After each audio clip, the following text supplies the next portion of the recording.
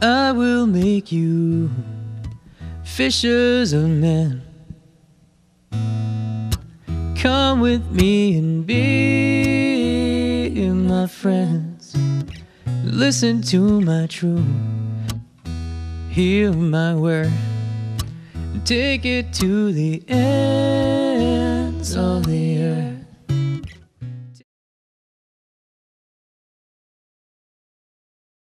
I heard it. It's interesting. I was a senior in high school, and there was this consistent understanding in my life, growing understanding in my life, that there was more than I had thought. I was thinking about going to school. I was going to be a journalist. Those are the type of thoughts I had.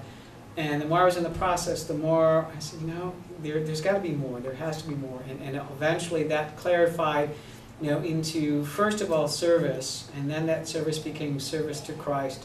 And from service to Christ, it was a real easy step to service in his church. And that's literally how that progression. It all took place in my senior year in high school. I remember it started clearly. It was at a Catholic high school. It was Ash Wednesday Mass. I'll never forget it. The priest was doing Mass, and I was at the Catholic high school. It was in the gymnasium. And as we know, gymnasia are not the most prayerful experiences, but it became a very prayerful experience for me, because that was the first time in my heart that began to grow. I need more. I need service. I need service to Christ. I need service to his church. That's how that grew. Well, my dad was deceased. He died when I was young. My mother, God love her, the only thing she said to me is, all I ever want for any of you is to be happy.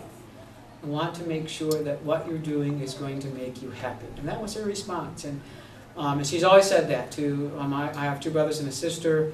She said that to us, just be happy.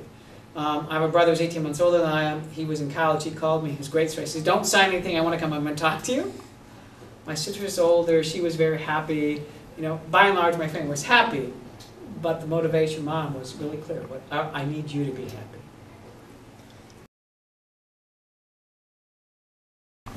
I've been a priest for 31 years. There have been a number of meaningful experiences, but I will tell you the most meaningful experience, and it continues to be the most meaningful experience, is every time I celebrate the Eucharist. And that probably sounds trite, but that's a fact. I'm always amazed. I'm absolutely amazed whenever I celebrate the Eucharist, A, that I'm doing it, and B, that God has chosen to once again make himself present. A similar experience when I celebrate confession, either as the confessor, because I love to go to confession, but also as the priest who's doing hearing the confession and absolving people. When you experience someone who's been away from the sacrament for 20 years, and you just see the light, and you know the burden's been lifted from them, those experiences are undescribable. Probably one of the most tangible experiences is my mom was elderly. When she had surgery, I anointed my mother. That was a very powerful experience also.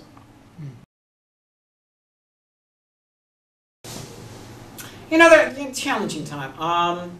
Challenging time, there are two venues to that. Challenging time is my own relationship with God and the church through prayer.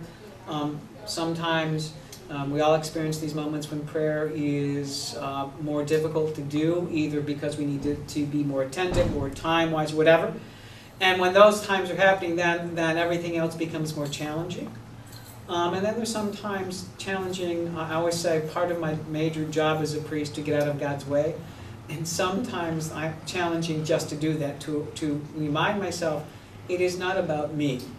It is all about Jesus Christ. And to draw people to Jesus Christ sometimes is a challenge, because my experience is not everybody wants to be drawn to Jesus Christ, although everybody needs to be drawn to Jesus Christ.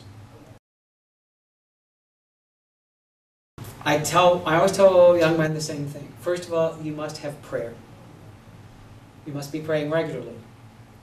Sacraments, Eucharist as often as you can, confession as often as you can. And then I always recommend, if they don't know, to have a relationship with the Blessed Mother. My vocation is directly related to her intervention. I firmly believe that. And my priesthood is predicated upon her, as the mother of all priests, helping me always be aware and grow in the grace and relationship to Jesus, her Son. So I always recommend that relationship with Mary. I give rosaries away.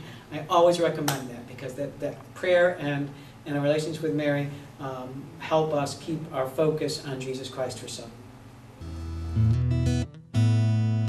'Cause I want to make you fishers of men.